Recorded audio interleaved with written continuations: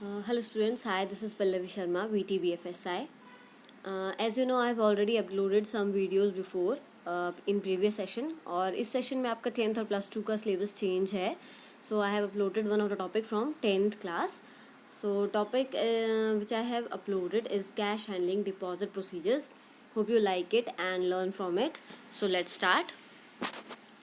So in this topic मैंने जो जो चीज़ें ली हैं वो है how we deposit the cash collected and what are the accounting formalities for the cash which I have collected and how to interact with team so that हम लोग अपने जो भी कैश कलेक्शन है उसको इंक्रीज़ कर सकें, अपने लोन्स को कम कर सकें, अपने एनपीएस को रिड्यूस कर सकें और किस तरह हम फॉलोअप और रिकवरी कर सकते हैं लोन्स और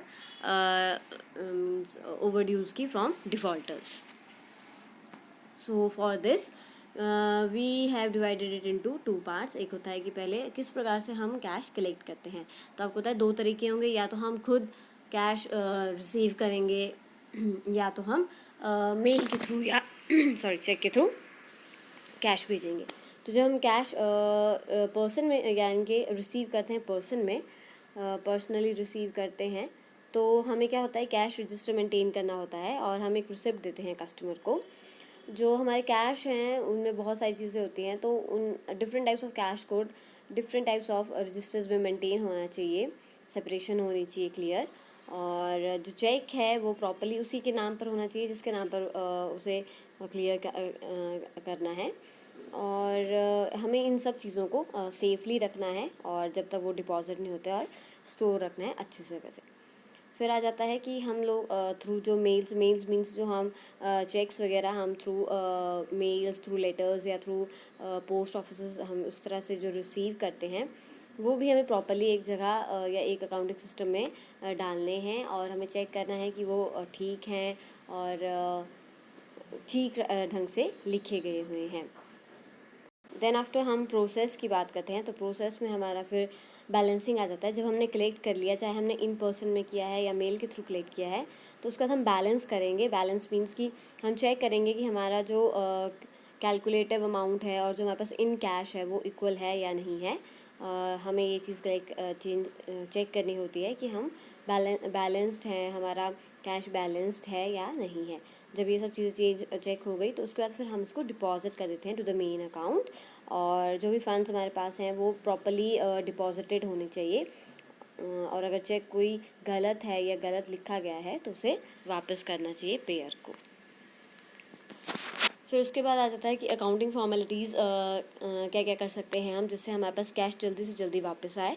तो उसमें आ जाता है कि हम जैसे हम जो हमारी इन्वॉइसेस हैं, इन्वॉइसेस हम एक तरह से बिल्स बोल सकते हैं जो ओवरड्यू हो चुके हैं, जो पेड हो जाने चाहिए थे अब तक नहीं हुए हैं, उनको हम कलेक्टिंग ऑफिसर को या कलेक्टिंग मैनेजर या जो भी डिपार्टमेंट हमारा है उसको देकर उसको जल्दी से जल्दी क्लियर करने की कोशिश करें. तो उसको बोलते हैं हम असाइनिंग ओवरड्यू इन्वॉइसेस. फिर आ गया issue Dunning letters. Dunning letters होता है कि जिन्होंने नहीं अभी तक हमारे को पैसा वापस किया है उनको लेटर्स के द्वारा, मेल्स के द्वारा या मैसेजेस के द्वारा अलर्ट करना कि हमें टाइमली वो पैसा वापस करें. फिर इनिशिएट डायरेक्ट कांटेक्ट वही हो गया कि डायरेक्ट कांटेक्ट यानी कि आप फेस टू फेस बात करें उनके साथ, डायरेक्ट कांटेक्ट लें उनसे. And then adjust credit limit. अगर आपको लगता है कि कस्टमर अभी नहीं दे पा रहा है पर उसमें पोटेंशियल है देने का तो क्रेडिट डिपार्टमेंट से बात करके उसके लिमिट को एडजस्ट करना ताकि वो हमें पेमेंट कर सके. Refer to collection agency. अगर आपको ऐसा लगता है कि नहीं आपके बस की नहीं हो रही, आप नहीं कलेक्ट कर पा रहे हैं, नहीं निकाल पा रहे हैं, तो किसी अच्छी कलेक्शन एजेंसी को रेफ़र करना उस केस को सो दैट वो हैंडल करें और वो आपका पैसा वापस लाएं. स्यू द कस्टमर मीन्स जब आपके पास कोई भी ऑप्शन आ रहा है कि वो कस्टमर वापस नहीं दे रहा है तो एट लास्ट आप कोर्ट की हेल्प लेकर उसको उस पर केस करें और उससे अपना पैसा वापस लाएं. सेटल पेमेंट अरेंजमेंट्स मीन्स उसको कहें कि पेमेंट अरेंजमेंट्स को सेटल करना. अगर तुम अभी नहीं दे पा रहे हो, थोड़ा टाइम में दे दोगे, थोड़ा कम रेट ऑफ इंटरेस्ट पे दे दोगे, लॉन्ग टर्म ले लोगे, उस तरह से उसको मनाने की कोशिश करना कि वो पैसा दे दे और उस तरह से पेमेंट की अरेंजमेंट्स करना. Right of remaining balance means अगर आपको लग रहा है कि नहीं ये कस्टमर अब नहीं देगा, आपने सब कुछ कर लिया पर वो नहीं, तो उसको चीज़ को मतलब राइट ऑफ करना और उसे एनपीएस में डालना.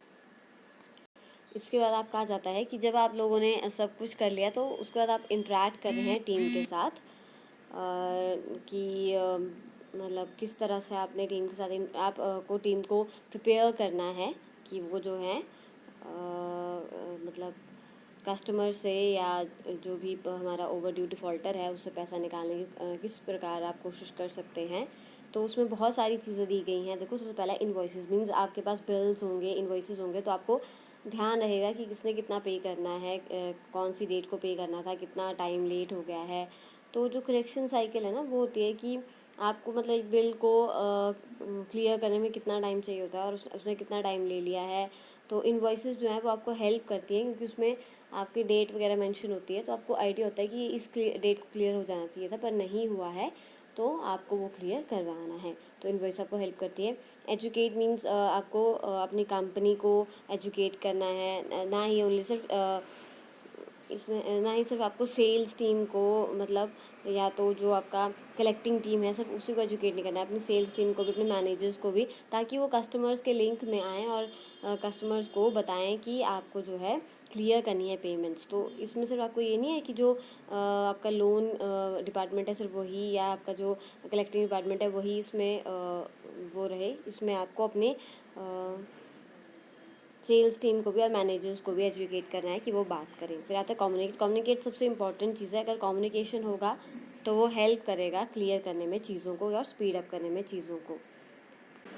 कम्युनिकेशन की हेल्प से आप जो है एक अच्छा रिलेशन बिल्ड फॉर्म कर सकते हैं कस्टमर के साथ, और कस्टमर को जो है रेगुलर बेसिस पे आप याद दिला सकते हैं, ताकि जितना भी पैसा उसके पास इकट्ठा हो वो थोड़ा थोड़ा में ही चाहे उसको करे। तो कम्युनिकेशन बहुत ज़रूरी है, क्योंकि कम्युनिकेशन से ही आपको आइडिया होगा कि चल क्या रहा है।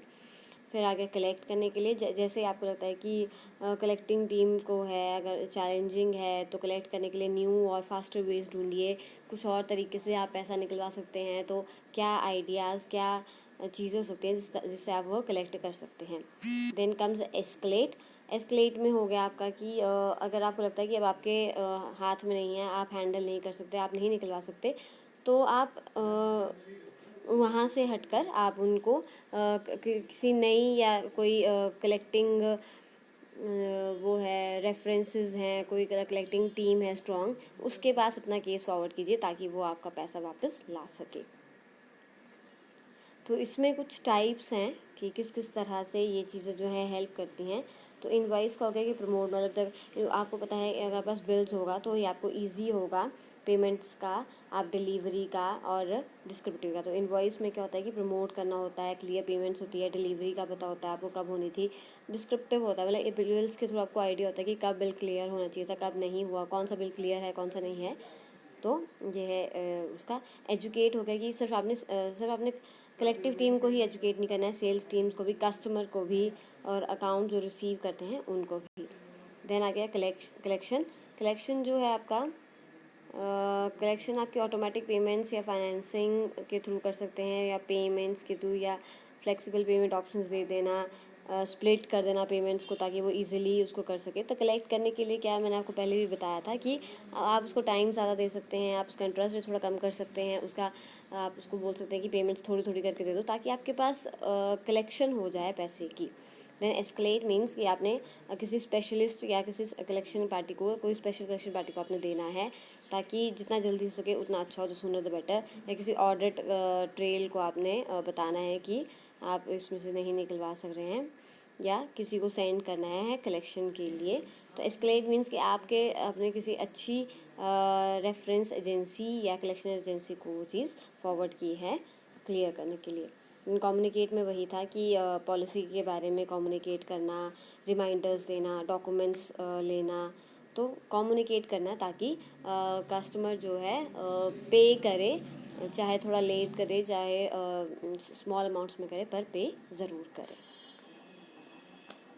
तो उसके बाद आ जाता है कि फॉलोअप और रिकवरी के लिए हमें क्या क्या करना है। तो एक सबसे पहला आ गया इसमें, देखो हमने 7 पॉइंट्स इसमें लिए हैं। Auto generation of pending debt schemes, multi channel contract strategies, enhance self service capabilities, tech driver, debt tracing, real time monitoring of customer activity, schedule follow up tracking, use debt recovery analytic and account receivables. तो इसमें सबसे पहला जो है वो आपका automatic generation of standing debt statements, मतलब जो भी हमारे पास स्टेटमेंट्स बची हैं, जो हमें पेमेंट करने को बची है, उनकी एक अलग से स्टेटमेंट निकालना, ताकि हमारा टाइम बचे और हमें पता है कि हमने इन्हीं कस्टमर्स को फॉलो करना है और इन्हीं से हमें पेमेंट्स निकालनी है। तो साइड बाय साइड जो है पेंडिंग डेट्स की एक स्टेटमेंट निकालते रहना, ताकि हमें पता लगे कि हमें किसको कांटेक्ट करना है और हमें किससे कांटेक्ट नहीं करना है, तो सो दैट हमारा टाइम भी बचे और हमारे जो ये प्रोसेस है कॉन्टेक्टिंग का ये फास्ट रहे।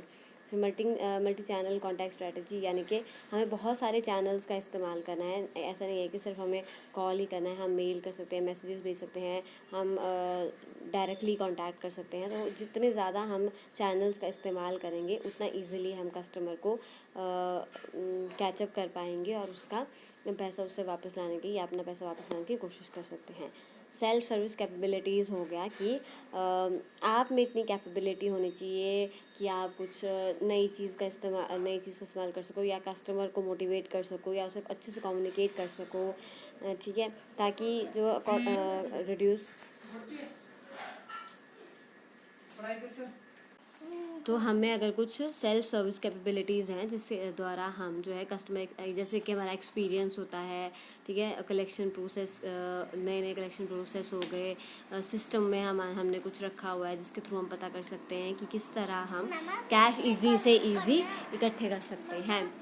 फिर उसके बाद आ जाता है कि tech driven debt tracing, means नई टेक्नोलॉजी का इस्तेमाल कर सकते हैं, उस तरह से हम जो डेटर को है उसको लोकेट कर सकते हैं और उससे मिल सकते हैं और उसको मोटिवेट कर सकते हैं अपना कैश वापस लेने के लिए। तो नई टेक्नोलॉजी का इस्तेमाल करना कुछ ट्रेसिंग सिस्टम वगैरह क्रिएट करने के लिए। फिर आ गया आपका real time monitoring of customer activities, मतलब ये है कि मॉनिटर करते रहना ताकि हमें पता लग जाए कि जिन्होंने हमें पैसा दे दिया है उनसे पैसा नहीं लेना, और जिन्होंने नहीं दिया है उनको हमने कम्युनिकेट करना या उनसे मिलना ताकि हम अपना पैसा वापस ले सकें। Scheduled follow up tracking means track करते रहना, रिमाइंडर्स, टेक्स्ट और मेल्स करते रहना, ताकि कुछ पेमेंट्स आ जाए, कुछ आती रहें, पर उनका छोड़ना नहीं, फॉलोअप नहीं छोड़ना, उनको रेगुलर फॉलो करते रहना। और लास्ट आ जाता है use debt recovery analytic and account receivable scores, जो हमें हेल्प करता है बेटर रेवेन्यू क्रिएट करने के लिए। तो इससे क्या होता है कि हम जो नई चीज़ें और नई सोर्सेज का इस्तेमाल कर सकते हैं ताकि अमाउंट जो हो सके रिकवर हो जाए। तो that for all today, hope you like it और आपको इसमें हेल्प मिले अपना सिलेबस कवर करने में और आपको क्लियरली समझ भी आए। Thank you.